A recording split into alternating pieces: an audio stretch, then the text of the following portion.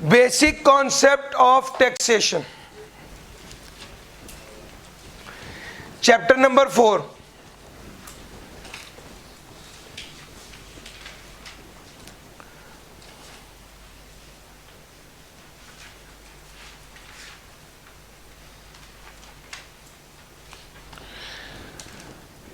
Income tax की बात करने लगा मैं शुरू। इनकम टैक्स यानी इनकम पर टैक्स, इनकम टैक्स यानी इनकम पर टैक्स। तो income tax law deals with the levy of tax, income पर जो टैक्स लागू होता है। अब इनकम जो है वो भी टैक्स के कानून के मुताबिक, और जो टैक्स लगना है वो भी इनकम टैक्स ऑर्डिनेंस 2001 के मुताबिक। टैक्स, इनकम टैक्स का एक ही कानून है, वो कौन सा कानून है? Income tax ordinance 2001। हाँ, खास बात इसमें यह है कि जो इनकम कैलकुलेट करते हैं ना, वो भी अकाउंटिंग के असूलों के मुताबिक नहीं बल्कि इनकम टैक्स ऑर्डिनेंस के असूलों के मुताबिक होता है। अच्छा जी, कितने पीरियड की इनकम है? यार इनकम पे तो टैक्स रहेगा, हर महीने की इनकम पे टैक्स रहेगा या 6 माह की इनकम पे टैक्स रहेगा? भाईजान 1 साल की इनकम पे टैक्स रहेगा। नॉर्मली वो साल कब से शुरू होकर कब खत्म होता है?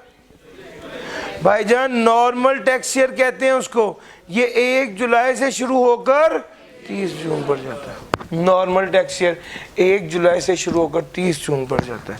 और फिर उसके बाद क्या आ गया? स्पेशल टैक्स ईयर आ गया। स्पेशल टैक्स ईयर आ गया। ये कब से कब तक होता है? सर 1 जनवरी से नहीं, 1 अक्टूबर से नहीं भैया, 30 जून पर खत्म ना होता हो, बस 12 माह का पीरियड है। और जो 12 माह का पीरियड है जो 30 जून पर खत्म ना होता हो, बस अब जो भी होगा वो स्पेशल टैक्स ईयर होगा। यानी वो 1 जनवरी भी हो सकता है, वो 1 अक्टूबर भी हो सकता है। यार मेरा पॉइंट समझ आ रहा है?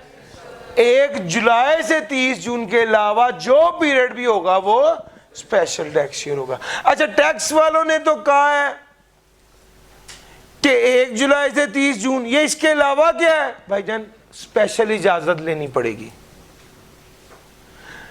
एफबीआर से खास तौर पे इजाजत लेनी पड़ती है कि भाई मेरा ये स्पेशल टैक्स ईयर है।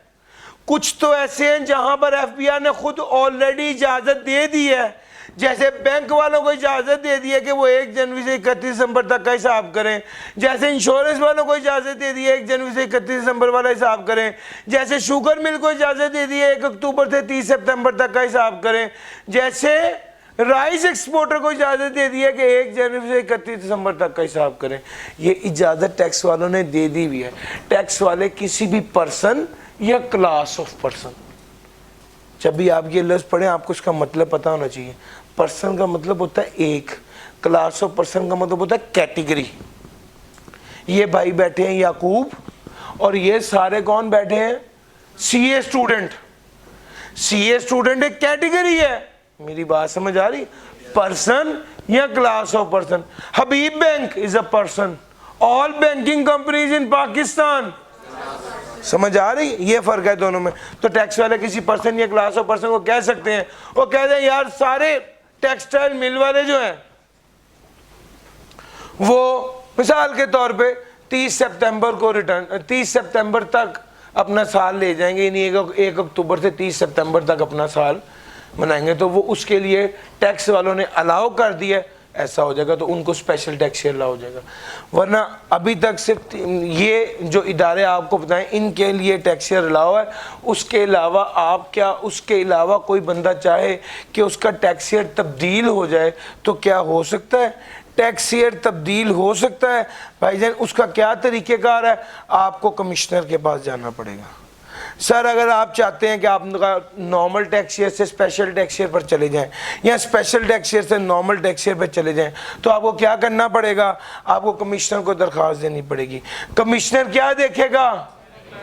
कंपेलिंग नीड देखेगा।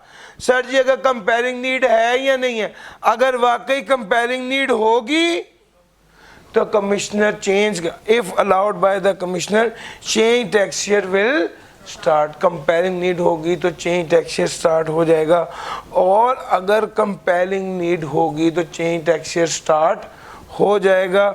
मे withdraw if no longer required. भाईजान टैक्स, अब कमिश्नर ने टैक्स पेयर को इजाजत दे दी, उसने देखा हाँ कंपेलिंग नीड है, उसने कहा ठीक है तुम्हें टैक्स शेयर तब्दील करने की इजाजत है, उसने टैक्स शेयर तब्दील कर भी लिया। बाद में कमिश्नर को लगा कि यार इसको तो जरूरत ही नहीं रही, तो कमिश्नर ने जो पहले इजाजत दी थी वो इजाजत वापस ले लेगा। इजाजत देने के बाद भी क्या कर लेगा, विथड्रॉ कर सकता है। यार मेरा पॉइंट पिक करें, may withdraw if no long required. Sir जी अगर कंपेयरिंग नीड नहीं है, review request to the board, वो बोर्ड को रिक्वेस्ट करेगा। अगर कंपेयरिंग नीड नहीं है, उसने ना कर दिया, टैक्स पेयर को कह दिया नहीं जी तुम्हारा टैक्स शेयर तब्दील नहीं हो सकता, तो टैक्स पेयर बेचारा क्या करे, बोर्ड के पास चले जाए और बोर्ड का फैसला फाइनल होगा। मैंने आपको अब तक क्या बात बता दी, 3 बातें बता दी। बात नंबर 1, नॉर्मल टैक्स ईयर 12 माह का पीरियड है जो 30 जून पे खत्म होता है। बात नंबर 2, स्पेशल टैक्स ईयर 12 माह का पीरियड है जो 30 जून पे खत्म। बात नंबर 3, नॉर्मल से स्पेशल या स्पेशल से नॉर्मल पे जाना है, कमिश्नर के पास जाए, कंपेयरिंग नीड बताएं, कंपेयरिंग नीड कमिश्नर ने मान ली, इजाजत दे दी, तो आपका नॉर्मल टैक्स ईयर स्पेशल में तब्दील हो जाएगा या स्पेशल नॉर्मल में तब्दील हो जाएगा। और अगर एक बार तब्दील होने के बाद भी कमिश्नर को लगा कि it is no longer required, तो कमिश्नर विड्रॉ कर देगा।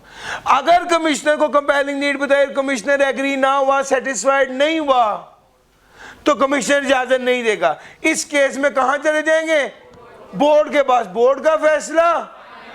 समझ गए? लो सर, ये चेंज ऑफ टैक्स की बात भी कर ली। हाँ अलबत्ता अब आखिरी बात एक रह गई है, अगर कोई नॉर्मल से स्पेशल या स्पेशल से नॉर्मल की तरफ जा रहा है, तो इसके दरमियान में एक पीरियड आएगा जिसको क्या कहा जाएगा, ट्रांजिशनल टैक्स। आपका नॉर्मल टैक्स ईयर था जो 1/7/2022 से 30/6/2023 तक था। आपने कहा मैं चाहता हूं कि मेरा ईयर एंड 31 दिसंबर हो जाए, तो 30/6/2000, और ये अगर 31 दिसंबर होगा तो शुरू कब होगा, 30/6/2023 के बाद 1 जनवरी कब आ रहा है यार, सबसे करीब 2024 में आ रहा है ना, तो 1/1/2024 से 31/12/2024 स्पेशल टैक्स ईयर होगा। कब, अगर कमिश्नर इजाज़त दे दे। अब नॉर्मल टैक्स ईयर से स्पेशल टैक्स ईयर की इजाज़त मिल गई, अब इसके दरमियान में एक पीरियड और है,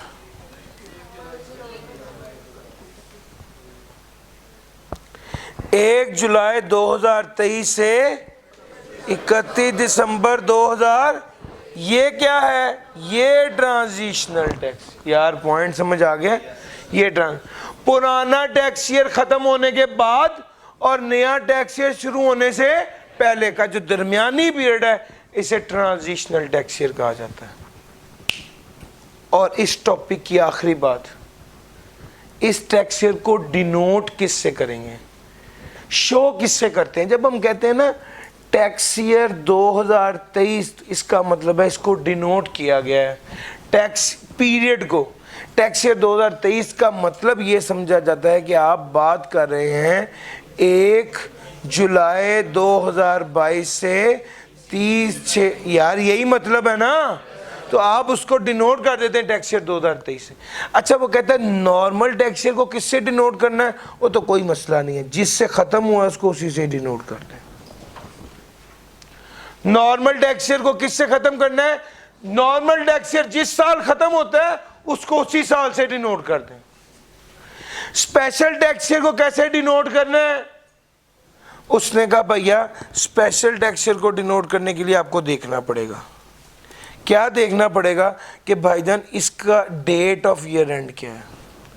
उसके बाद क्या देखना पड़ेगा, डेट ऑफ ईयर एंड क्या है। उसके बाद क्या देखना पड़ेगा, मंथ क्या है। वो क्या 1 से 6 है या 7 से 12 है? अगर उसका ईयर एंड 1 से 6 है तो उसे सेम टैक्स ईयर से डिनोट किया जाएगा, और अगर उसका ईयर एंड 7 से 12 है तो +1 कर देंगे। इस केस में 31/12/2024 का टैक्स ईयर क्या होगा? मंथ देखा 7 से 12 है तो इसका होगा 2025। पॉइंट समझ आ रहा है? सर जी वो फॉल कहां कर रहा है? वो फॉल कहां कर रहा है? मैंने अपने बच्चों को ऐसे बताया, जनरली जो बताया जाता है वो ये बताया जाता है कि स्पेशल टैक्स ईयर किस नॉर्मल टैक्स ईयर में फॉल करेगा। सो टेक्निकली वो नॉर्मल जिस 31/12/2024 किस नॉर्मल टैक्स ईयर में फॉल करेगा, ये टैक्स ईयर 2025 में फॉल करेगा। ऐसे समझ लें, मैंने आपको शॉर्टकट बता दिया, आप भी देख लें यार। इसकी सबसे पहले डेट देखो, फिर मंथ देखो। अगर 1 से 6 होगा तो सेम, और अगर 7 से 12 होगा तो +1। ये हर केस में अप्लाई होता है। यहां पर भी देखें ये 6 है तो सेम, यहां पर देखा 12 है तो +1। ये देखो एक और एग्जांपल 31/12/2023 जी,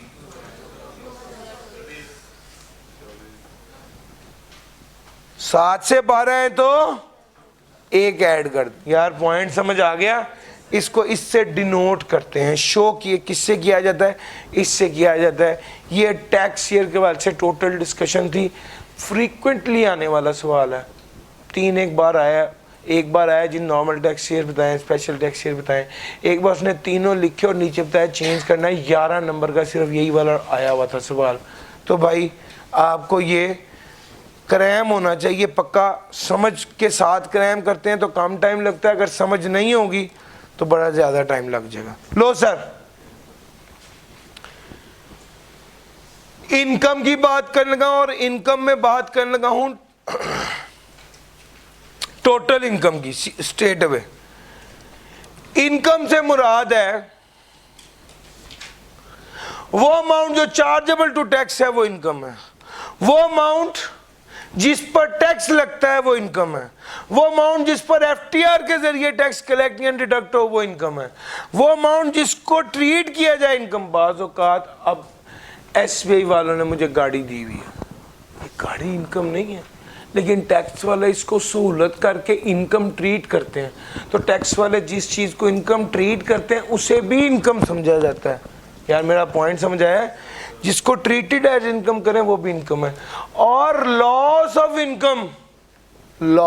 इनकम भी क्या है? इनकम है। अब अक्सर स्टूडेंट पूछते हैं सर ये लॉस ऑफ इनकम कैसे इनकम है? बच्चों मेरी बात सुनो, हम बात करते हैं लेट्स से इनकम फ्रॉम प्रॉपर्टी की। इनकम फ्रॉम प्रॉपर्टी में आपने पढ़ा हुआ है एक्चुअल और fair market rent whichever is higher. पढ़ा है या नहीं पढ़ा? लेट्स से एक्चुअल रेंट था 100 रुपये का और फेयर मार्केट रेंट था 120 रुपये का। किस अमाउंट पे टैक्स लेगा? 100 पे या 120 पे? 120 पर। असल में पैसे कमाए कितने हैं? 100। तो 20 रुपये पर क्यों टैक्स लग रहा है? सर 20 रुपये असल में लॉस ऑफ इनकम है। भाई actual fair market whichever is higher तो आपने रट्टा लगाया हुआ ना। इसकी जड़ क्या है? बेस पर इसकी जड़ ये है कि असल में आपने 20 रुपये अपनी रिश्तेदारी में 20 रुपये का इनकम कम कमा रहे हैं, तो ये लॉस ऑफ इनकम है। और टैक्स वाले लॉस ऑफ इनकम को भी क्या ट्रीट करते हैं? इनकम ट्रीट करके टैक्स। तो असल में इसीलिए ये 120 पे टैक्स लगेगा। पॉइंट समझ आ रहा है? तो भाई इनकम के अंदर ये 4 चीज़ें शामिल हैं। उसके बाद हम बात करते हैं हेड ऑफ इनकम की। हेड ऑफ इनकम की मैं अगर बात करूं तो वो कहता है भाई कौन कौन से हेड्स ऑफ इनकम है? Salary, property, business, capital gain और अदर सोर्स। ध्यान से समझना, वो कहते हैं किसी हेड ऑफ इनकम के सामने जो अमाउंट लिखी होती है, किसी हेड ऑफ इनकम के सामने जो अमाउंट लिखी होती है वो कैसे निकालते हो? किसी हेड ऑफ इनकम के सामने जो अमाउंट लिखी होती है वो कैसे निकालते हैं? उस हेड ऑफ इनकम में पैसे कमाए कितने माइनस उस हेड ऑफ इनकम में से पैसे खर्च कितने किए। जैसे इनकम फ्रॉम बिजनेस के सामने लिखा हुआ है 100 रुपये, तो कमाए 180 हैं और 80 का खर्चा किया, तो पीछे कितने रह गए? 100 है। यार मेरा पॉइंट समझ आ रहा है। बाज़ औक़ात ऐसे भी हो जाता है कि किसी हेड ऑफ इनकम में कमाए तो कम है और खर्च ज्यादा किए तो समझा जाएगा उस हेड ऑफ इनकम में क्या हो गया है, पॉइंट समझ आ रहा है, उस हेड ऑफ इनकम में क्या हो गया है, लॉस हो गया। Sir total income, total income का मतलब है हर तरह की इनकम, वो इनकम जिस पे टैक्स नहीं लगना वो भी, और वो इनकम जिस पे टैक्स लगना है वो भी। और जिस इनकम पे टैक्स लगना है वो इनकम एफटीआर भी हो सकती है, वो इनकम सेपरेट ब्लॉक आइटम भी हो सकती है, वो इनकम एनटीआर भी हो सकती है। हर तरह की इनकम का टोटल इनकम में आता है। ठीक हो गया। वो इनकम जिस पे टैक्स लगना है वो भी, और वो इनकम जिस पे टैक्स नहीं लगना वो भी टोटल इनकम है। हाँ, टैक्सेबल इनकम की बात करते हैं भैया, वो इनकम जो एनटीआर की इनकम है उसमें से डिडक्टेबल अलाउंस लेस करने हैं। वो इनकम जो एनटीआर की इनकम है उसमें से डिडक्टेबल अलाउंस लेस करना है। डिडक्टेबल अलाउंस कौन कौन से हैं, ज़कात है, वर्कर वेलफेयर फंड है, वर्कर प्रॉफिट पार्टिसिपेशन फंड है, और एजुकेशनल एक्सपेंस है। ये डिडक्टेबल अलाउंस है। सर अब मेरी बात सुनो, टोटल इनकम में हर तरह की इनकम आ गई। टोटल इनकम में कौन कौन सी इनकम थी, एग्जेम्प्ट भी थी, एफटीआर इनकम भी थी, सेपरेट ब्लॉक आइटम भी थी, एनटीआर भी थी। अभी एफटीआर क्या है, सेपरेट ब्लॉक आइटम क्या है, एनटीआर क्या है, ये मैंने अभी थोड़ी देर में बता देना। तो भाई सारी इनकम को उठाया, उसमें से एग्जेम्प्ट भी लेस कर दी, एफटीआर सेपरेट ब्लॉक आइटम सब खत्म करके ये एनटीआर इनकम आ जाएगी। एनटीआर में से डिडक्टेबल अलाउंस लेस करेंगे तो क्या आ जाएगी, टैक्सेबल इनकम आ जाएगी। टैक्सेबल इनकम आ जाएगी। टैक्सेबल इनकम वो इनकम है जिस पर रेट अप्लाई करते हैं तो टैक्स लायबिलिटी बन जाती है। टैक्सेबल इनकम कौन सी इनकम है, वो इनकम जिस पर रेट अप्लाई करें तो टैक्स लायबिलिटी बन जाए। आप मेरे साथ चलो जरा, रेट अप्लाई करने की स्टोरी आपके साथ डिस्कस करने लगा। जी सर,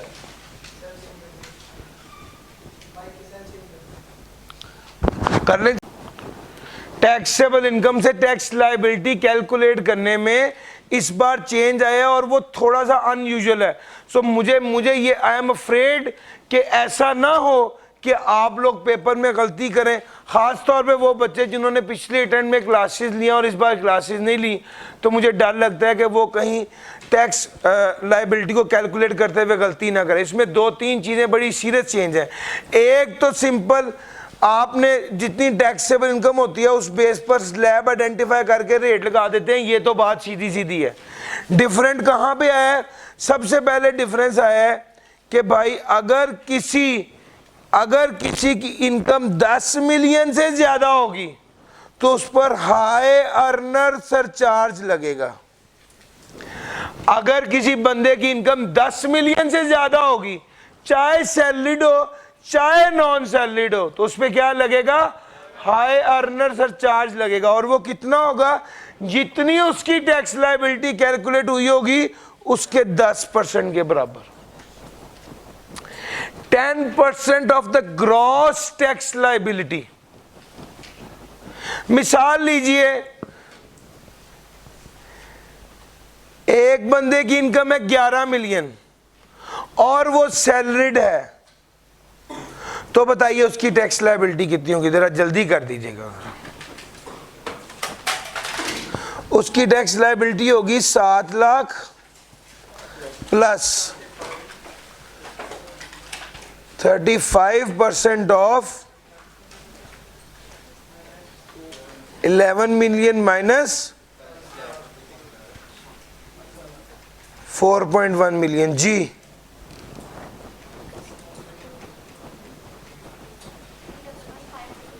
जी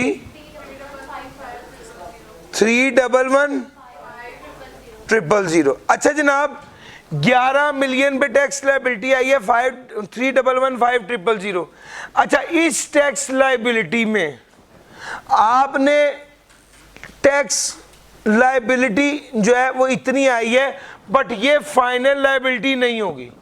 इसके बाद टैक्स क्रेडिट्स लेस होंगे इसमें से, और एक लाइन आइटम के तौर पे आपने क्या ऐड कर देना है, हाई अर्नर सरचार्ज, जो कितना होगा।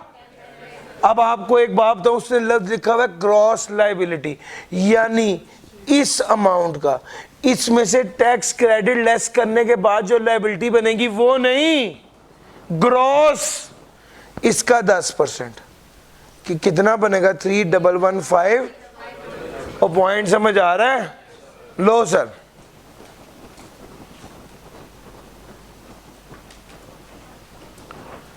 पॉइंट समझ आ गए? जी सर जी, सर जी जिसका रिफंड बन रहा है अगर उसकी टैक्सेबल इनकम 10 मिलियन से ज़्यादा है तो हायर अर्नर सरचार्ज तो सबको पे करना पड़ेगा ना। पॉइंट समझ आ रहा है? अगर किसी का रिफंड बन रहा है तो क्या, वो भाई उसने उसकी अगर टैक्सेबल इनकम 10 मिलियन से ज़्यादा है तो हायर अर्नर सरचार्ज तो उस पर लग गया। अब ये वाली बात पहले नहीं थी। और जो टैक्स क्रेडिट्स आपने कैलकुलेट करने उसमें आपने इसको कंसिडर नहीं करना। जो टैक्स क्रेडिट्स आपने कैलकुलेट करने हैं उस पे आपने इसको कंसिडर नहीं करना। अच्छा जी ये वाली बात हो गई। अगली बात जो पिछली बार नहीं थी, हुआ ये है इन्होंने इस बार टैक्स रेट बढ़ाकर 45% तक कर दिए। अब इन्होंने यहां पर यह कहा है कि वो वाली AOPs, if an AOP is a professional firm that cannot incorporate due to illegal or regulatory rules, tax rate for 45% listed in slab 6 above will be reduced to 40%। Sir ji sir audit firms, legal firms, बहुत सी ऐसी firms हैं जिनके लिए लाजमी क्या होता है, बहुत सी ऐसी फर्म्स हैं जिनके लिए लाजमी होता है कि वो as company as firm practice करें, एज कंपनी प्रैक्टिस। वो कंपनी बना ही नहीं सकते, लॉ ने उन्हें कहा आप कंपनी नहीं बना सकते। और अगर इस तरह का सीन हो जाए कि वो कंपनी बना ही नहीं सकते तो फिर क्या होगा भाईजान? फिर वो कहता है अब इस केस में आप पर ये 5वां स्लैब लगेगा, 3.2 मिलियन ऑनवर्ड्स यही लगेगा आप पर। यानी आपका यहां इसको ऐसे कह लें कि आपका मैक्सिमम रेट 45% की बजाय क्या हो जाएगा 45। ऊपर भी करेंगे तो यही होगा। बहरहाल ऐसे कह देता हूं वो ज्यादा आसान हो जाएगा। आपका ये वाला रेट 45% से चेंज होकर क्या हो जाएगा 40%। बस ये फर्क है। कब? ऐसी फर्म्स के लिए, ऐसी फर्म्स के लिए जो लो सर क्या ये वाला पॉइंट समझ आ गया? सर डिवीजन 1,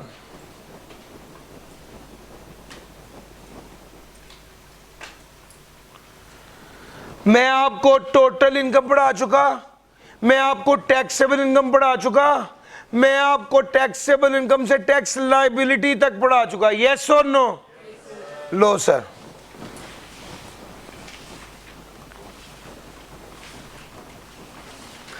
अब चलते हैं डेफिनेशंस की तरफ।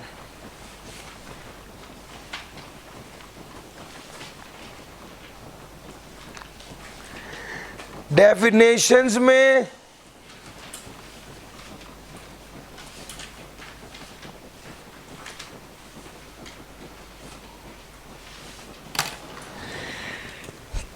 डेफिनेशंस की बात करने लगा हूं।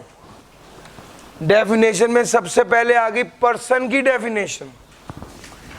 सर पर्सन में कौन होगा? Individual, AOP, company, federal government, foreign government, political sub division of foreign government और public international,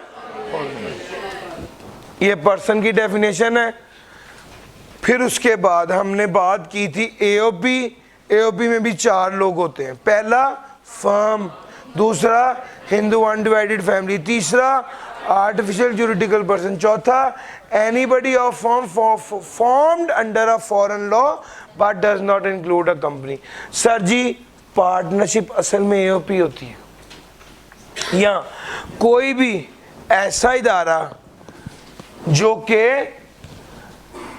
Hindu undivided family के सिस्टम पर चल रहा हो। असल में बहुत ज्यादा लोग हैं, 22, 24, 25 लोग होते हैं, वो फैमिली के ही बंदे होते हैं, मिलके कारोबार कर रहे होते हैं, लेकिन उन्होंने अपने आप को एज फर्म रजिस्टर नहीं कराया होता, लेकिन कानून उन्हें फर्म की तरह ट्रीट करेगा।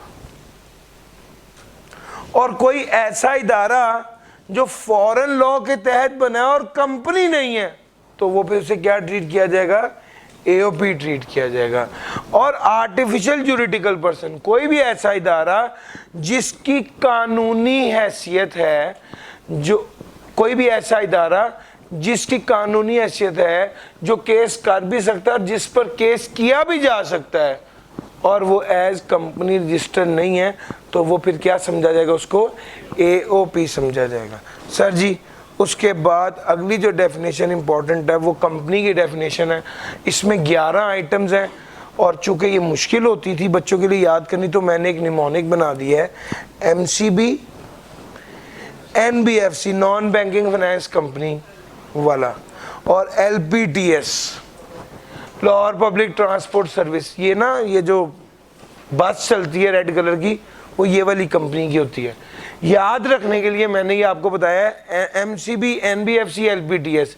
अब अगर ये निमोनिक याद हो गया तो फिर 11 पॉइंट्स आप बड़े अच्छे से इसको रिटेन कर पाएंगे। एम फॉर मुदारबा, C for company as defined in companies act 2017, और B for body formed under any law in force in Pakistan. फिर उसके बाद एनबीएफसी, एन से non profit organisation, B for body incorporate under any law in force outside Pakistan, F से foreign association, और C से cooperative society. MCB, NBFC, LPTS, L से local government, P से provincial government, T से trust, और S से small. लो sir,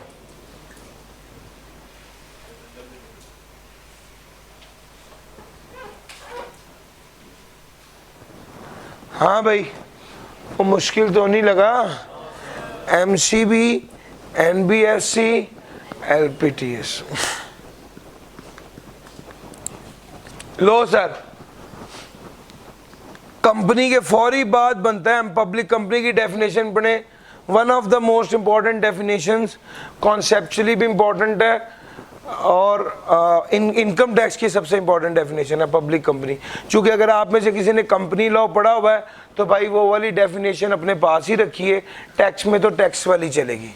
ठीक हो गया सर। पब्लिक कंपनी में सबसे पहले हर वो कंपनी जिसके 50% या उससे ज़्यादा शेयर फेडरल गवर्नमेंट के पास है, हर वो कंपनी जिसके 50% या उससे ज़्यादा शेयर फॉरेन गवर्नमेंट के पास है, हर वो कंपनी जिसके 50% या उससे ज़्यादा शेयर फॉरेन कंपनी के पास है जो कि wholly owned bye foreign government है, हर वो कंपनी जो कि स्टॉक एक्सचेंज में लिस्टेड है, हर वो कंपनी जिसके units widely available to public है, हर वो कंपनी जिसके units widely available to public है। सर जी मैंने 5 बातें कही हैं।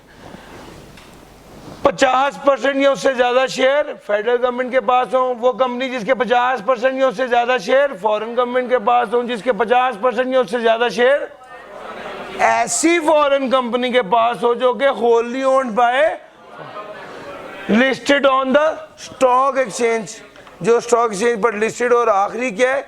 यूनिट ट्रस्ट जिसके units widely available to public हो। सर यूनिट ट्रस्ट जिसके units widely available to public. Done हो गया sir ji. Sir this is public company.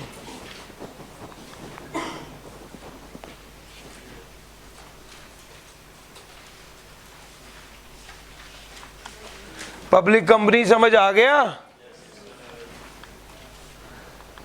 Sir जी? नॉन प्रॉफिट ऑर्गेनाइजेशन,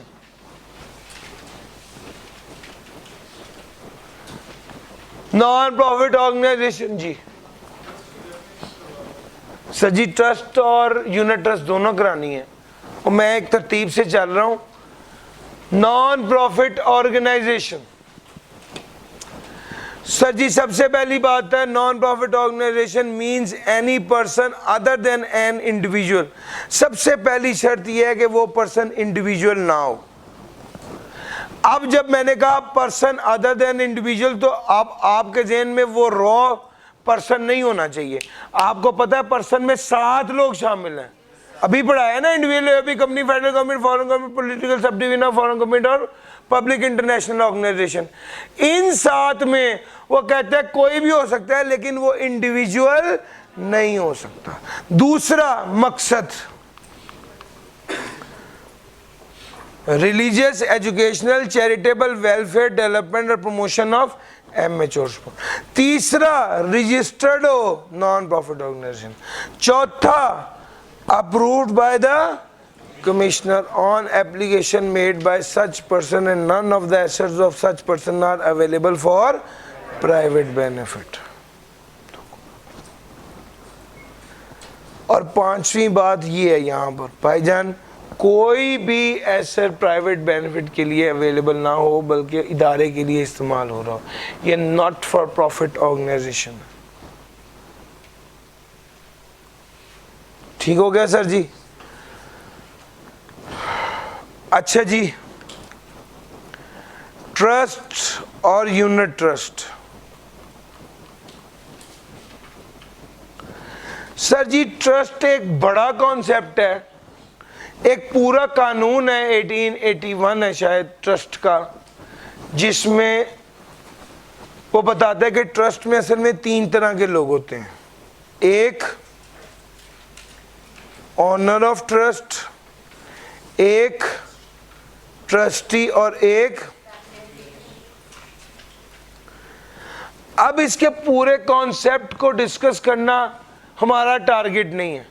हम आपको ये बताएंगे कि इन लाइनों को कैसे ज़हन में रखने के लिए एक स्टोरी बताता हूँ। सर जी, पैकेजेस मॉल वालों ने नाबीना अफराद के लिए तालीम के लिए एक स्कूल बनाया है। इसमें पैकेजेस मॉल वाले जो है ना, वो ऑनर ऑफ द ट्रस्ट है और उस स्कूल को चलाने वाले लेट्स एक मेजर साहब हैं। वो कौन है? वो ट्रस्टी हैं। और उस स्कूल के चलने से फायदा किसको हो रहा है? नाबीना अफराद को। बेनिफिशियरी कौन है? ब्लाइंड। तो भाई ये बात कॉन्सेप्ट अगर आपके ज़हन में है तो बेसिकली ट्रस्ट एक ऑब्लिगेशन, एक जिम्मेदारी है जो कि ओनरशिप के साथ जुड़ी है, जिसके अंदर ओनर ऑफ द ट्रस्ट जो है वो कॉन्फिडेंस करता है, एतमाद करता है किसके ऊपर? ट्रस्टी के ऊपर। किसके फायदे के लिए? बेनिफिशियरी के फायदे के लिए। अच्छा, अगर पैकेजेस मॉल वालों की फैमिली में खुद भी 3-4 लोग ब्लाइंड हैं और उनको भी एजुकेशन दी जा रही है तो यहां पर बेनिफिशियरी का फायदा भी हो रहा है और खुद ओनर ऑफ ट्रस्ट का। यार पॉइंट समझ आ रहे हो? ये वाली बात लिखी। अब देखना, वो कहता है ऑब्लिगेशन जो कि नेक्स्ट है, जो जुड़ी हुई है ओनरशिप ऑफ द प्रॉपर्टी के साथ, जिसमें वो एतमाद किया जाता है ऑनर ऑफ द ट्रस्ट की जानिब से। किस पर एतमाद किया जा रहा है? By the owner or accepted by the owner for the benefit of another or of another and owner and includes a unit trust. और इसमें क्या शामिल है? यूनिट ट्रस्ट शामिल है।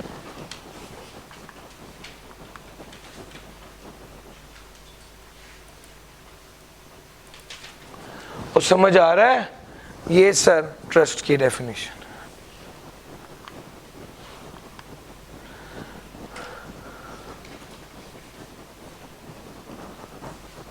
चलूं आगे सर जी?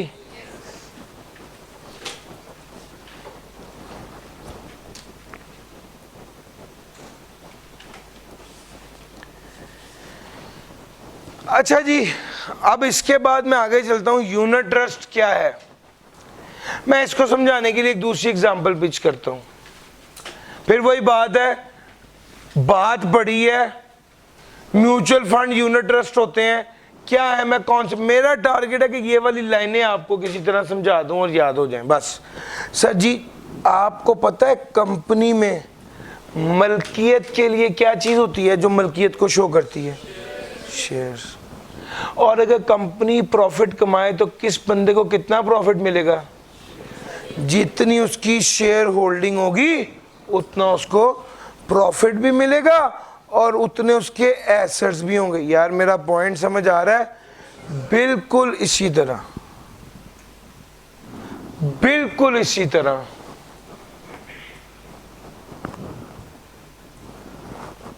कंपनी के बाद दूसरे नंबर पे आ गया, बिल्कुल इसी तरह। दूसरा क्या है? Unit trust. यूनिट ट्रस्ट भी इसी कंपनी की तरह, इसमें शेयर्स नहीं होते, इसमें शेयर्स नहीं होते बल्कि क्या होते हैं? यूनिट्स होते हैं। इसमें यूनिट होल्डर होते हैं, यूनिट्स की बजाय यूनिट होल्डर होते हैं। प्रॉफिट,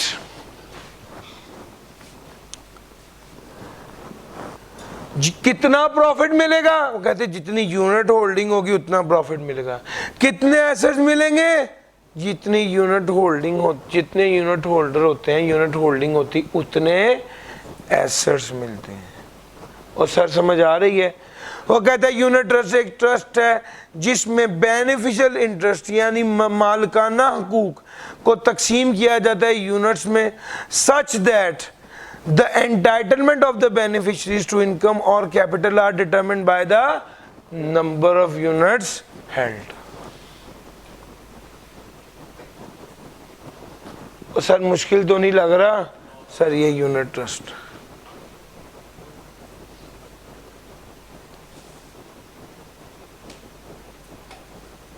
सर जी चलूं आगे। चैरिटेबल पर्पस, मैं अब आगे आपकी ये 2-3 डेफिनेशन है, इनको कवर कराता हूं फिर आगे चलूंगा।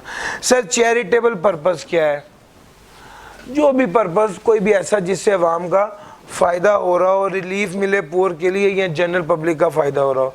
आईटी एनेबल्ड सर्विसेज में काफ़ी ज़्यादा सर्विसेज हैं, ह्यूमन रिसोर्स सर्विसेज हैं, टेलीमेडिसिन है, डाटा एंट्री जो आसान है, जो आपसे रिलेटेड है आप उसे देख लीजिए, अकाउंटिंग सर्विसेज है, कॉल सेंटर सर्विसेज है, ग्राफिक डिज़ाइन है, डाटा एंट्री है, डाटा स्टोरेज है। इस तरह की 4-5 सर्विसेज याद कर लीजिए, अगर पेपर में आए तो लिख लें, वैसे इस तरह की चीज़ पेपर में आनी नहीं है। हाँ, ज़्यादा इम्पोर्टेंट ये है परमानेंट एस्टेब्लिशमेंट। परमानेंट एस्टेब्लिशमेंट क्या है? पक्का ठिकाना। परमानेंट एस्टेब्लिशमेंट क्या है? पक्का ठिकाना। सर जी जिस बंदे की दुकान है उसका पक्का ठिकाना है, दफ्तर है पक्का ठिकाना है, ब्रांचें हैं मुख्तलिफ शहरों में पक्का ठिकाना है, गोदाम है, लाइजॉन ऑफिस, लाइजॉन ऑफिस, वो कहता है इसको पक्का ठिकाना ना समझो। सबसे पहली बात वो कहता है कि अ प्लेस ऑफ बिजनेस, जहां पर कारोबार किया जाए और पक्का ठिकाना हो, ये चाहे होली या पार्टली बिजनेस करे, ये परमानेंट एस्टेब्लिशमेंट होगी। वो कहता है branch, office, factory, workshop, sales outlet, ये सारे पक्का ठिकाना है, लेकिन लाइजॉन ऑफिस पक्का ठिकाना नहीं है। हाँ, वो कहता है लाइजॉन ऑफिस में देखना पड़ेगा। क्या देखना पड़ेगा? लाइजॉन ऑफिस में, लाइजॉन ऑफिस को होता है वो जगह जहां पर बैठकर इंटरेक्ट किया जाए। अब लाइजॉन ऑफिस में बैठे हैं, देखना ये कि वहां पर कर क्या रहे हैं, क्या सेल का कॉन्ट्रैक्ट करें या परचेज का कॉन्ट्रैक्ट करें। अगर सेल का कॉन्ट्रैक्ट करें तो वो परमानेंट एस्टेब्लिशमेंट है, और अगर परचेज का कॉन्ट्रैक्ट करें तो परमानेंट एस्टेब्लिशमेंट नहीं है। एक इदारा है, इंटरनेशनल स्पोर्ट्स की कंपनी है, उन्होंने यहाँ पर एक ऑफिस बनाया हुआ है और यहाँ पर लेदर खरीदते हैं और बाहर भेजते हैं। अब क्या ये ऑफिस उनकी परमानेंट एस्टेब्लिशमेंट समझी जाएगी? नो। क्यों? सर जी यहाँ पर सिर्फ परचेज का कॉन्ट्रैक्ट कर रहे हैं। परचेज का कॉन्ट्रैक्ट करने के लिए जो लाइजन ऑफिस बनाया गया है वो परमानेंट एस्टेब्लिशमेंट नहीं समझा जाएगा। लोकेशन, भाईजान अगर आप माइंस में काम कर रहे हैं, ऑयल और गैस वेल में काम कर रहे हैं, या आप किसी ऐसी जगह पर काम कर रहे हैं जहाँ से मादनियात निकाली जा रही हैं, या एग्रीकल्चर और फॉरेस्ट्री प्रॉपर्टी में काम कर रहे हैं, तो वो आपकी परमानेंट एस्टेब्लिशमेंट होगी। अगर आप ऑनलाइन दराज है, ये पाकिस्तान की वेबसाइट है, यस और नो? भाईजान अगर आप कोई ऑनलाइन काम कर रहे हैं, बिजनेस एक्टिविटी कर रहे हैं थ्रू इंटरनेट और इलेक्ट्रॉनिक मीन जो पाकिस्तानी है, तो वो आपकी परमानेंट एस्टेब्लिशमेंट समझी जाएगी। अगर आप कोई सुपरवाइजरी एक्टिविटी परफॉर्म कर रहे हैं और एक साल में 90 दिन या उससे ज़्यादा आप पाकिस्तान में रहते हैं और काम करते हैं, सुपरवाइजरी एक्टिविटी पाकिस्तान में परफॉर्म कर रहे हैं 90 डेज या उससे ज़्यादा एक साल में, तो वो परमानेंट एस्टेब्लिशमेंट समझी जाएगी। अगर आपने कोई दफ्तर बनाया हुआ है और वहाँ पर सर्विसेज दे रहे हैं, खुद दे रहे हैं या दूसरों को आउटसोर्स कर रहे हैं, दफ्तर आपने बनाया हुआ है, तो भाई वो आपकी परमानेंट एस्टेब्लिशमेंट समझी जाएगी। अगर आप एजेंट हैं और आप अपने नाम पर, यानी मिसाल के तौर पे KFC है, KFC ने यहाँ पर KFC पाकिस्तान को पूरी अथॉरिटी दी हुई है, वो KFC पाकिस्तान यहाँ पर बिजनेस भी कर रहा है और इवन KFC पाकिस्तान फैसलाबाद में लोगों को आगे फ्रेंचाइज भी देता है। पॉइंट समझ आ रहा है? तो वो KFC क्या समझा जाएगा? परमानेंट एस्टेब्लिशमेंट समझा जाएगा। उसके नाम पर चल रहा है और उसके पास खुद भी इख्तियार है ओनरशिप ट्रांसफर करने। और कुछ ऐसे एजेंट होते हैं जो कि सिर्फ माल अपने पास स्टॉक में रखते हैं और बेचते हैं, उनके पास ज़्यादा पावर अथॉरिटी नहीं होती। तो भाई जो maintain of stock for regular delivery, ये भी परमानेंट एस्टेब्लिशमेंट कहलाते हैं। ये दोनों तरह के एजेंट जो हैं वो परमानेंट एस्टेब्लिशमेंट कहलाते हैं। Any place where significant equipment is installed that can generate income, कोई भी जगह जहाँ पर आपने अपना इक्विपमेंट इंस्टॉल कर लिया है और आप इनकम कमाने लग गए हैं, तो ये परमानेंट एस्टेब्लिशमेंट कहलाएगी। A place where a person conducts business in Pakistan which constitute a भाईजान कोई भी बंदा जहाँ पर बिजनेस कर रहा है, फैक्ट्री में बिजनेस कर रहा है, वेयर हाउस बनाया हुआ है, दुकानें हैं, ब्रांचेज हैं, वो परमानेंट एस्टेब्लिशमेंट है उसकी या उसके एसोसिएट की। ऐसा भी होता है बाज़ वक़्त आपने जूस की फैक्ट्री लगाई है, साथ ही आपने एक बंदे को और एंगेज कर लिया है जो गत्ता बना रहा है ताकि जूस उसमें पैक करके बिके, तो वो जो गत्ता बनाने वाला बंदा है उसकी भी वो परमानेंट एस्टेब्लिशमेंट हो। तो आपकी और आपके एसोसिएट की ये क्या कहलाएगी? परमानेंट। सर क्या परमानेंट एस्टेब्लिशमेंट एक ही जगह हो सकती है? नहीं, 100 ब्रांचें हैं, 100 जगहों पे परमानेंट एस्टेब्लिशमेंट हो सकती है, तो एक से ज़्यादा जगहों पर भी परमानेंट एस्टेब्लिशमेंट हो सकती है। लो सर, डेफिनेशन में मेनली तो यही सारी बातें थी, मैंने आपसे कर दी। एक आध डेफिनेशन और है, दिल मेरा चाहता है मैं टैक्स पेयर की डेफिनेशन पढ़ा दूं, जिंदगी का कोई पता नहीं है। टैक्स पेयर जिसकी इनकम चार्जेबल टू टैक्स है वो टैक्स पेयर है। जो रिप्रेजेंटेटिव है किसी ऐसे बंदे का जिसकी इनकम चार्जेबल टू टैक्स है वो भी टैक्स पेयर है। जो टैक्स डिडक्ट या कलेक्ट करता है वो भी टैक्स पेयर है। जिस पर रिटर्न जमा कराने की जिम्मेदारी है वो भी टैक्स पेयर है। अब चैप्टर नंबर 14 में मैंने बताया था कौन कौन रिटर्न जमा कराएगा, यस और नो?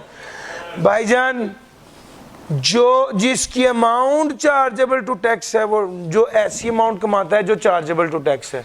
जिस बंदे की इनकम 6 लाख से ऊपर है वो टैक्स पेयर है। जो बंदा रिप्रेजेंटेटिव है किसी ऐसे बंदे का, मेरी इनकम तो 4 लाख है लेकिन मैं अपने दादा अबू का रिप्रेजेंटेटिव हूँ जिनकी इनकम 26 लाख है, मुझे टैक्स पेयर समझा जाएगा। SBI मेरी सैलरी देते वक्त टैक्स काट के देता है, SBI टैक्स डिडक्ट करता है, उसे टैक्स पेयर समझा जाएगा। And who is required to furnish a return, वो बंदा जो जिस पर रिटर्न जमा कराना ज़रूरी है उसे टैक्स पेयर समझा जाएगा। सर अब यहाँ पर एक छोटा सा कॉन्सेप्ट है, आई एम अफ्रेड कि कुछ बच्चों को ये नहीं आता होगा, मैं बता दूँ। डिडक्शन ऑफ टैक्स और कलेक्शन ऑफ टैक्स क्या होता है? डिडक्शन ऑफ टैक्स और कलेक्शन ऑफ टैक्स क्या होता है, एक सवाल है। तो इसका जवाब ये है कि जब मुझे सैलरी मिलनी होती है तो एसबीआई वाले मुझे सैलरी पे टैक्स काट के देते हैं, this is deduction of tax. जब मुझे प्रॉफिट ऑन डेट मिलना होता है तो बैंक वाले प्रॉफिट ऑन डेट से टैक्स काट के देते हैं, this is deduction of tax. जब मैं इजी लोड खरीदता हूं तो जैज वाले 86 का इजी लोड देने के लिए मुझसे 100 रुपए लेते हैं, यस और नो? वो 14 रुपए टैक्स कलेक्ट करते हैं। तो जैज टैक्स कलेक्ट कर रहा है और एसबीआई वाले टैक्स काट के दे रहे हैं। यानी जब मैं पैसे कमाता हूं और मुझे पैसे मिलते हैं टैक्स कट के, इसको कहते हैं डिडक्शन ऑफ टैक्स। और जब मैं पैसे अदा करता हूं और मुझसे टैक्स समेत पैसे वसूल किए जाते हैं, इसको कहते हैं कलेक्शन ऑफ टैक्स। आप गौर कीजिएगा, बिजली के बिल पर इनकम टैक्स की अमाउंट लिखी आ रही होती है। ये क्या होता है? ये टैक्स कलेक्ट हो रहा है। ये टैक्स क्या हो रहा है? मैं बिजली के बिल में टैक्स समेत वो टैक्स जमा करा रहा हूं। यार मेरा पॉइंट समझ आ रहा है? This is collection of tax. जब पैसे वसूल कर रहा हूं और टैक्स कट के मिल रहा है, डिडक्शन ऑफ टैक्स। जब पैसे अदा कर रहा हूं तो टैक्स समेत जमा करा रहा हूं, this is collection of tax. Sir point समझ गए? चलो जी, अब डेफिनेशन मेरा ख्याल है पार हो गई है।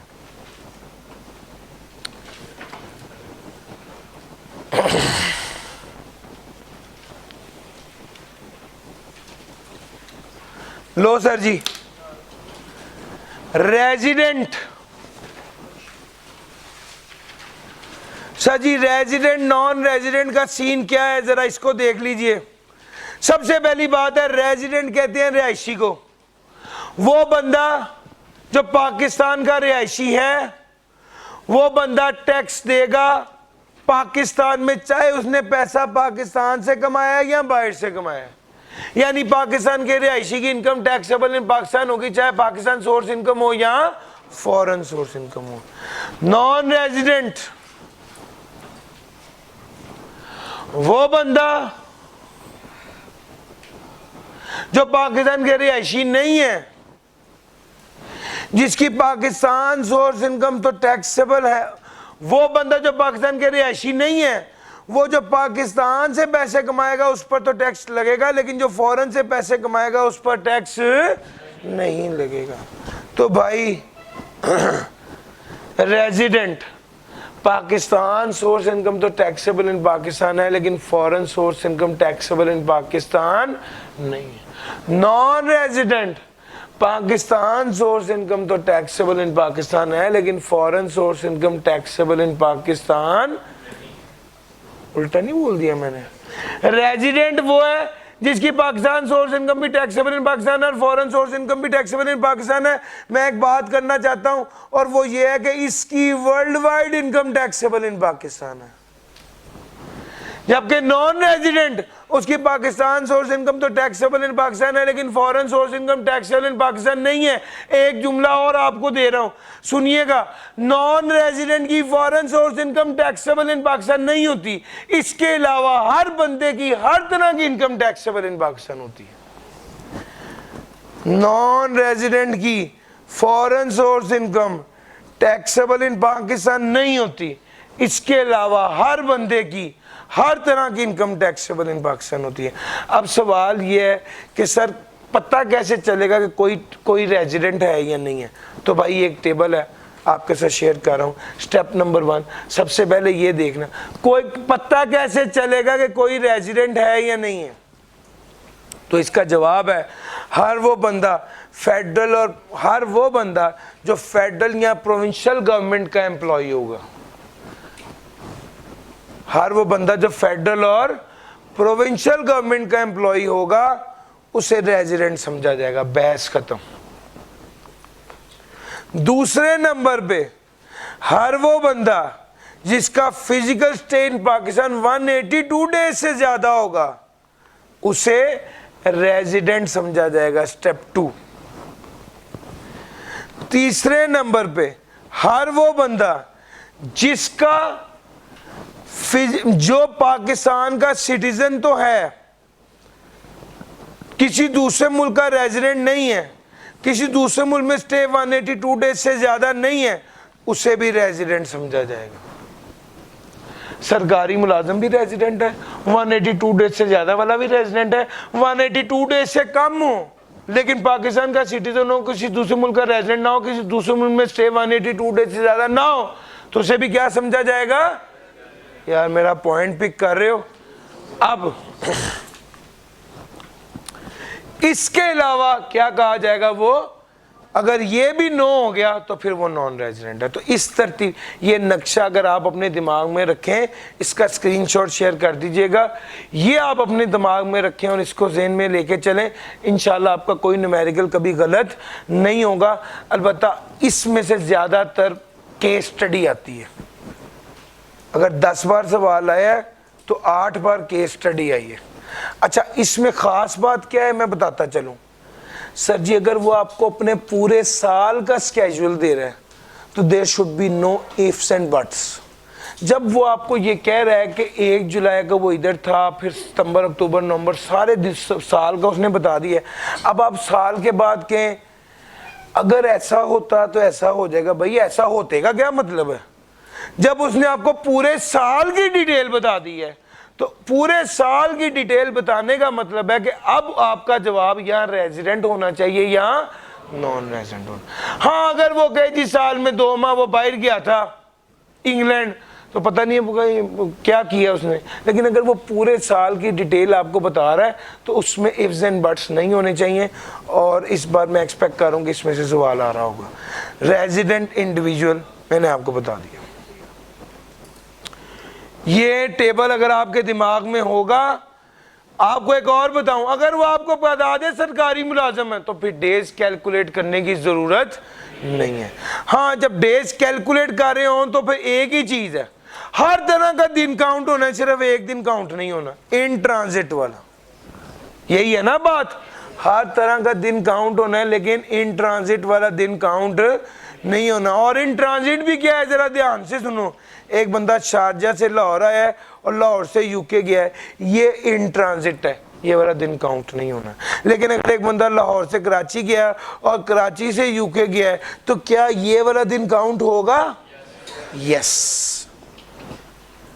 2 प्लेसेस आउटसाइड पाकिस्तान और दरमियान में पाकिस्तान सैंडविच हो रहा हो तो फिर वो वाला दिन काउंट नहीं होना। लेकिन अगर लाहौर से कराची गए हैं तो फिर कराची वाला दिन काउंट होना। लो sir,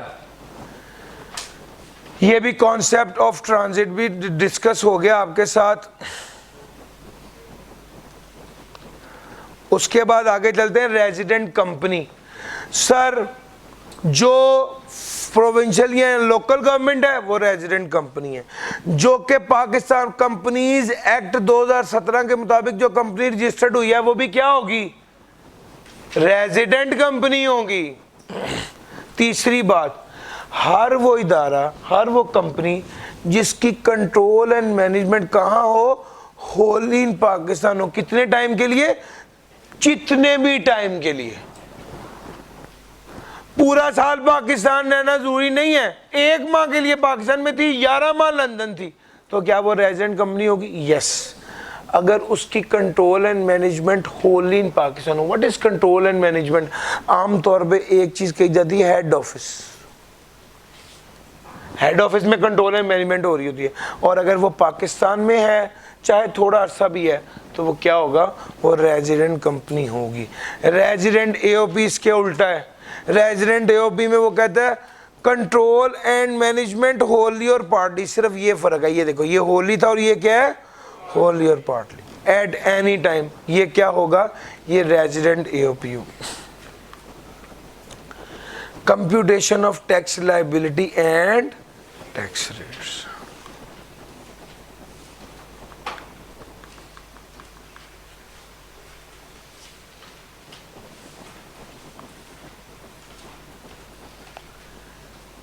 tax liability and tax rates, ये मैं इसकी डिस्कशन आपके साथ ऑलरेडी कर चुका हूँ।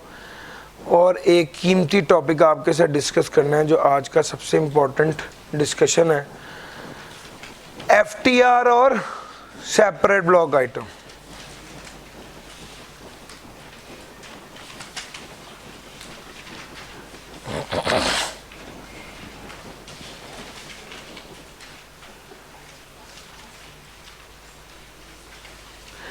सर जी टॉपिक का नाम है टैक्स रिजीम्स। जी सर, कोई सवाल? टॉपिक का नाम है टैक्स रिजीम। रिजीम किसको कहते हैं? निजाम को। टैक्स लागू करने का निजाम नॉर्मली क्या होता है? पढ़ा चुका। हेड ऑफ इनकम के अंदर आएगा, टोटल इनकम के अंदर शामिल होगा, डिडक्टेबल अलाउंस लेस कर देंगे, टैक्सेबल इनकम आ जाएगी, टैक्स लायबिलिटी टेबल से निकाल के कैलकुलेट कर लेंगे। यार पॉइंट समझ आ रहा है? बस जहां जहां NTR ने हरकत जो करनी है ना, FTR ने कहना है मैंने ये नहीं करनी। FTR इनकम वो इनकम है जिस पर ग्रॉस बेसिस पर टैक्स लगता है, NTR पर नेट बेसिस पर टैक्स लगता है, इनकम में से खर्चा लेस करके। FTR इनकम पे ग्रॉस बेसिस पर टैक्स लगता है। तो भाई पहली बात ये है, ग्रॉस बेसिस पर टैक्स लगता है। दूसरी बात ये, NTR में से खर्चा लेस होता है, FTR में से खर्चा लेस नहीं होता।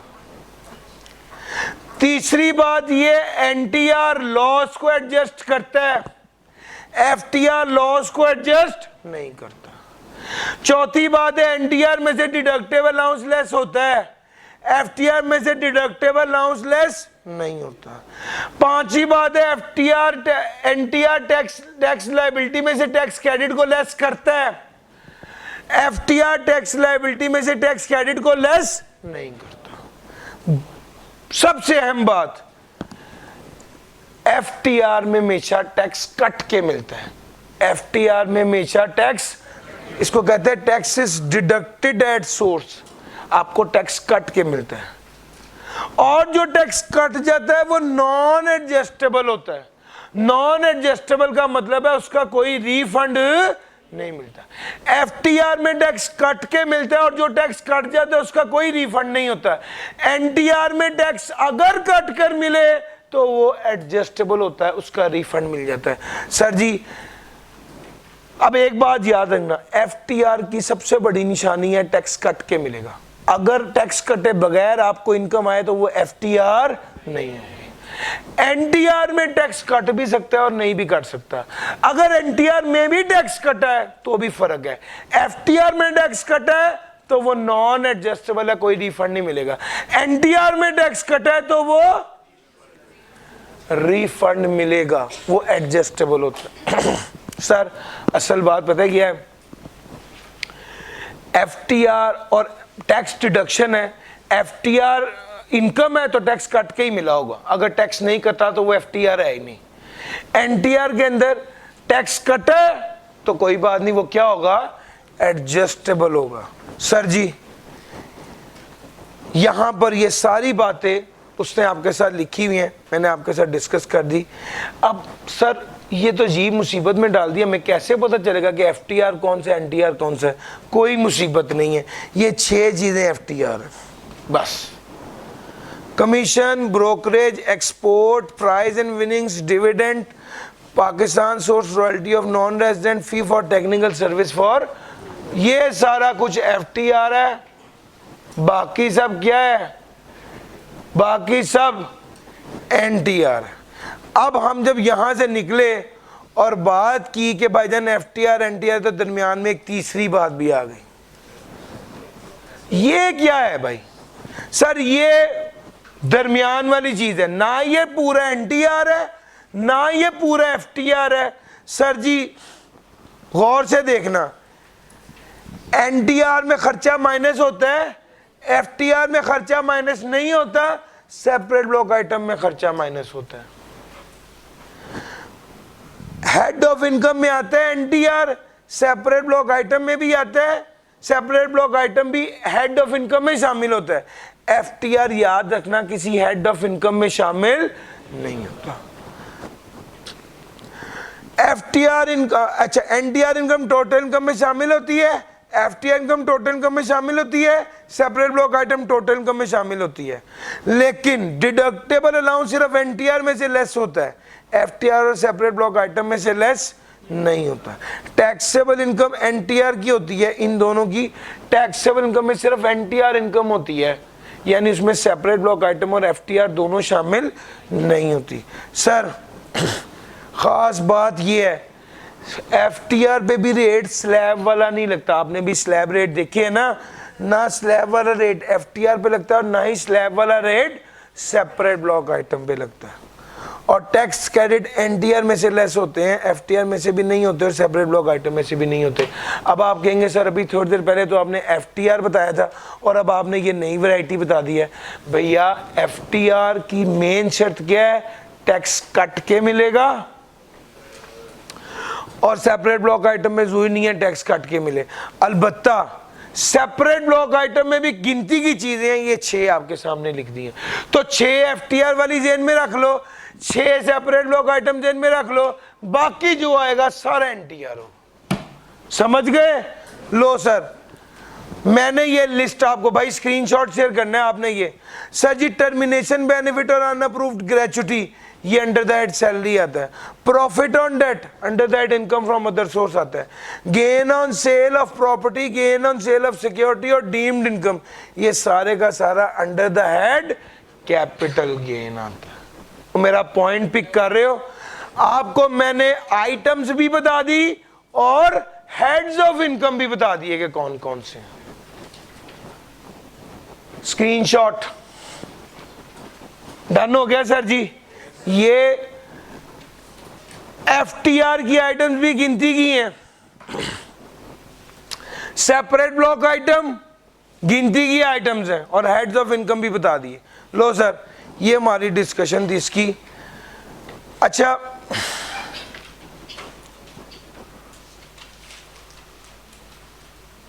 मिनिमम टैक्स रिजीम इसके साथ लिख लीजिए। ये चैप्टर नंबर 7, 8 के बाद कराऊंगा, ये अभी नहीं कराता होता, मैं हमेशा इनकम फ्रॉम बिजनेस के बाद कराता हूं।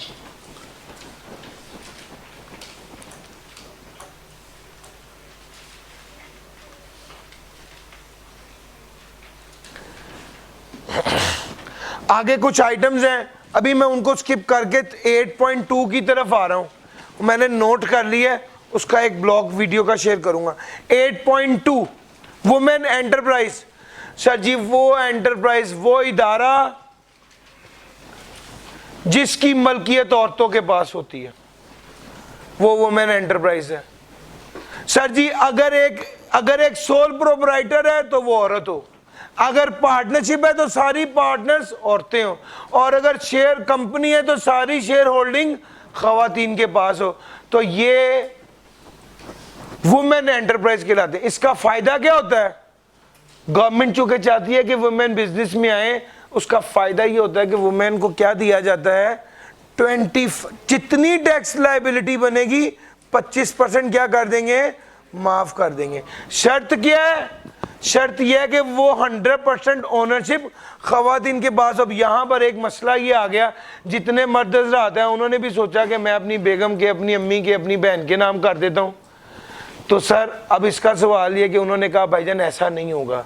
ये इदारा बना कब हो? 1 जुलाई 2021 के बाद बनाओ, और ये बेनिफिट अवेलेबल नहीं होगा किसी ऐसे बिजनेस को जो पहले ही बना हुआ हो, या जो ट्रांसफर हो के, यानी पहले उसका मर्द था ओनर उस शेयर का, अब उसने औरत के नाम कर दिया, तो इस पर ये वाला बेनिफिट अवेलेबल नहीं होगा। नया इदारा बना हो या पहले उसकी खवातीन 2021 के 1 जुलाई 2021 के बाद बनाओ और ओनरशिप सारी खवातीन के पास हो, तो उसको ये वाला बेनिफिट मिलेगा। सर उसके बाद हमारी बात आ गई apportionment of deductions. Sir ji apportion कहते हैं तकसीम करने को। आज मैं आपको बड़ी आसानी से बता सकता हूं कि जब खर्चा मुश्तरका होता है तो उसे तकसीम किया जाता है। जब खर्चा, सर जी देखिए एक स्पेकुलेशन बिजनेस था, एक नॉन स्पेकुलेशन था, खर्चा मुश्तरका था, आप उसे रेवेन्यू की बेस पे तकसीम करते हैं, यस और नो। एक पाकिस्तान सोर्स इनकम है और एक फॉरेन सोर्स इनकम है, खर्चा मुश्तरका है, आप रेवेन्यू की बेस पर उसे तकसीम करेंगे, इसको कहते हैं अपोर्शनमेंट। अपोर्शनमेंट कहते हैं तकसीम करना। जब आपका मुश्तरका खर्चा हो और आप एलोकेट ना कर सकें तो फिर अपोर्शन किया जाता है। और किस बेस पर किया जाता है? रेवेन्यू की बेस पर किया जाता है। कब किया जाता है? जब एक से ज्यादा हेड ऑफ इनकम हो तब किया जाता है। जब कुछ इनकम एनटीआर और कुछ एफटीआर है तब खर्चे को तकसीम किया जाता है। और जब एक ही हेड में कुछ स्पेकुलेशन है कुछ नॉन स्पेकुलेशन है तो मुश्तरका खर्चा तकसीम किया जाता है। भाईजान ये तीन तरह की बात है, derivative of more than one head of income, derivation of taxable income and any other class of income, or derivation of income chargeable to tax under any other head of income. यार point समझ आ रहा है? लो sir, मुश्तरका खर्चा तकसीम किस base पर होता है? रेवेन्यू की बेस पर होता है। तो हम कैसे तकसीम करते हैं? फॉर एग्जांपल एक ड्राइवर है, वो एक तरफ इनकम फ्रॉम बिजनेस भी कमा रहा है और एक तरफ इनकम फ्रॉम अदर सोर्स में भी आ रहा है। तो ड्राइवर की सैलरी को कैसे तकसीम करेंगे? इनकम फ्रॉम बिजनेस कितनी थी डिवाइडेड बाय टोटल इनकम कितनी थी मल्टीप्लाई बाय ड्राइवर की सैलरी कितनी थी। मेरा पॉइंट समझ आ रहा है? यहां पर आ गया 20,000, यानी ये 20,000 रुपया इनकम फ्रॉम बिजनेस में से माइनस होगा। पॉइंट समझ आ रहा है? इस तरह बेस्ड ऑन रेवेन्यू आप तकसीम करते हैं। लो सर, दूसरे नंबर पे आ गया fair market value. Sir fair market value क्या होगी? जो मार्केट में जिस पर बिक जाए। हाँ, टैक्स वाले खास बात ये करते हैं कि जब भी फेयर मार्केट वैल्यू टैक्स के पॉइंट ऑफ व्यू से निकालो तो दो चीजों को कंसीडर ना करना। पहली क्या चीज है? Restriction on transfer. दूसरी क्या चीज है? Not convertible into cash.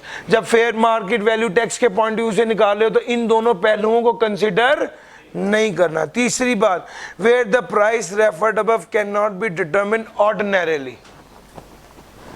जब प्राइस आम रूटीन में डिटरमिन ना किए जा सके तो प्राइस कौन डिटरमिन करेगा? बोर्ड। और अगर बोर्ड भी इमूवेबल प्रॉपर्टी की प्राइस ना डिटरमिन कर सके तो फिर कौन सी वैल्यू ली जाएगी? डीसी रेट, डिस्ट्रिक्ट ऑफिसर जो वैल्यू निकालता है स्टाम्प पेपर के लिए, वो वाली वैल्यू ली जाती है। सर कब समझा जाएगा पैसे वसूल हो गए? जब मैं एसबीआई के ऑफिस गया और अकाउंट्स वाले से चेक लिया, समझा जाएगा पैसे वसूल हो गए। जब मैंने एसबीआई के ऑफिस में फोन किया, अस्सलाम वालेकुम मेरा भाई आ रहा है उसे चेक दे दे, जब उन्होंने उसे चेक दिया समझा जाएगा मैंने पैसे वसूल कर लिए हैं। जब 1 तारीख को एसबीआई के अकाउंट्स ऑफिस से फोन आया, अस्सलाम वालेकुम सर आपकी सैलरी का चेक आ गया आके ले ले, समझा जाएगा मैंने पैसे वसूल। और पॉइंट समझ आ रहा है? हाँ जी, actually received, applied on the instruction of the person or made available. और असल बात तो भी रहती है वो ये कि अगर पैसों पर टैक्स कट के मिला हो, मेरी सैलरी फॉर एग्जांपल 1 लाख है, 10,000 का टैक्स कटने के बाद मुझे मिला 90,000 रुपया, क्या समझा जाएगा मैंने कितने वसूल किए हैं? 1 लाख या 90,000? सर 1 लाख। क्यों? क्योंकि ये 10,000 रुपया अप्लाई किया गया है अंडर एनी लॉ। अगर पैसे अंडर एनी लॉ अप्लाई किए गए हैं, या मेरा पॉइंट पिक कर रहे हो? अगर पैसे अंडर एनी लॉ अप्लाई किए गए हैं तो समझा जाएगा वो पैसे मैंने वसूल किए। लो sir, record expenses. Record expenses, sir जी पैसा खर्च कर चुका था मैंने परचेज की थी 2023 में, और जब परचेज की थी तो इनकम में से माइनस हो गई थी। 2024 में मैंने रिटर्न कर दिए, पैसे वापस मिल गए, जो पैसे रिकवर हुए हैं वो दोबारा इनकम में शामिल हो जाएंगे। पिछले साल खर्च किया था तो इनकम में से माइनस कर दिए थे ना, अब रिकवर हुए हैं, अब दोबारा इनकम में शामिल कर देंगे। जरूरी नहीं है कैश में रिकवर हो। वो बंदा कहता है मेरे पास पैसे नहीं है, मैं उसकी मोटरसाइकिल उठा के ले आया। और सर समझ आ रही है? ये भी रिकॉर्ड एक्सपेंसेस हैं।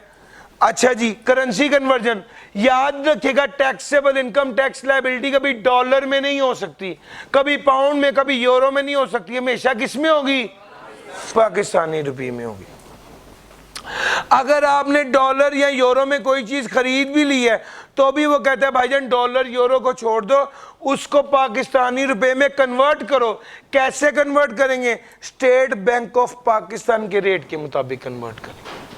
किस दिन का रेट? जिस दिन वो ट्रांजैक्शन हुई है उस दिन का रेट।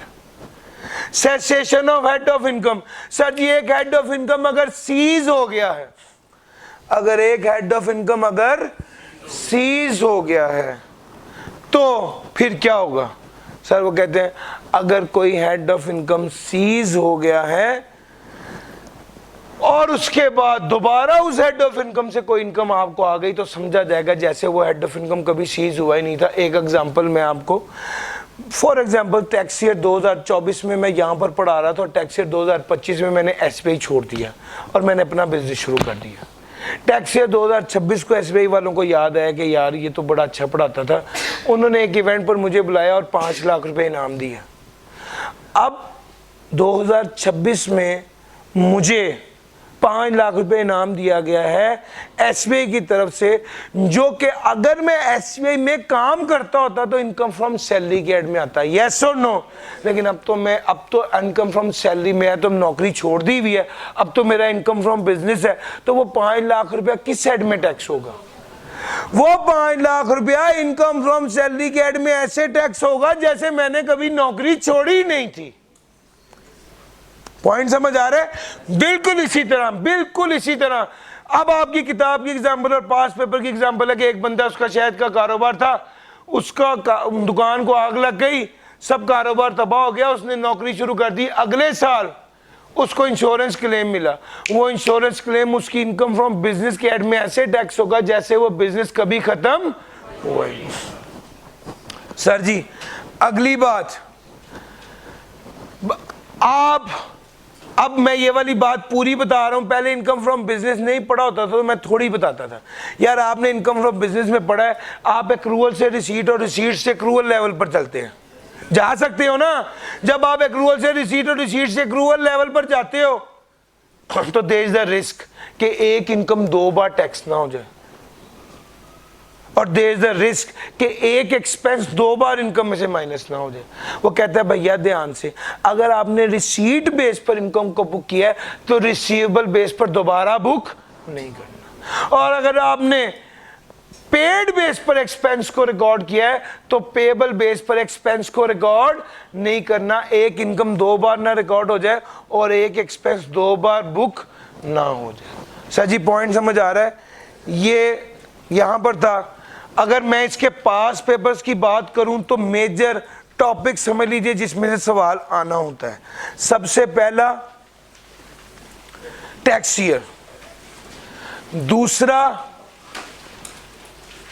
रेजिडेंट पर्सन, तीसरा एफटीआर जिसके अंदर dividend, fee for technical service और रॉयल्टी, ये तीनों शामिल हैं। ये 3 टॉपिक मैंने आज आपको नहीं कराए, इंशाल्लाह अदर सोर्स के साथ मैं कल इसको कवर करवा दूंगा। इनकम फ्रॉम अदर सोर्स के साथ कल कवर करा दूंगा।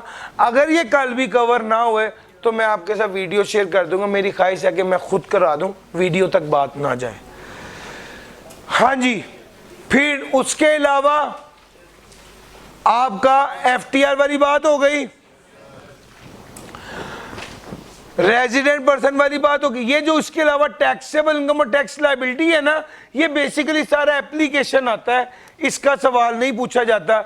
लेकिन टैक्स ईयर वाली बात, रेजिडेंट पर्सन वाली बात, एफटीआर वाली बात और आखिर में वो जो लास्ट में जो मैंने अभी आपको रूल्स पढ़ाए, इसमें से अक्सर वो 3-4 नंबर का कोई ना कोई रूल टेस्ट कर लेता है किसी ना किसी तरीके से। ये वाली डिस्कशन है। इस चैप्टर में एक बड़ा important area minimum tax regime है, लेकिन वो मैं इनकम फ्रॉम बिजनेस के बाद कराता हूं। फाइनली ये सारा कुछ पढ़ाने का मकसद ये है कि आप अभी बिल्कुल फ्रेश हो गए, आपको घर जाके एक बार इसको गो थ्रू करें, इंशाल्लाह बहुत कम टाइम में कवर हो जाएगा। और असल फायदा ये है कि आप उसको कवर करके कल टेस्ट दें। डन है सर जी? थैंक यू जी। आज के लिए इतना ही था। जिन्होंने सवाल पूछने वो रुक जाएं, बाकी जा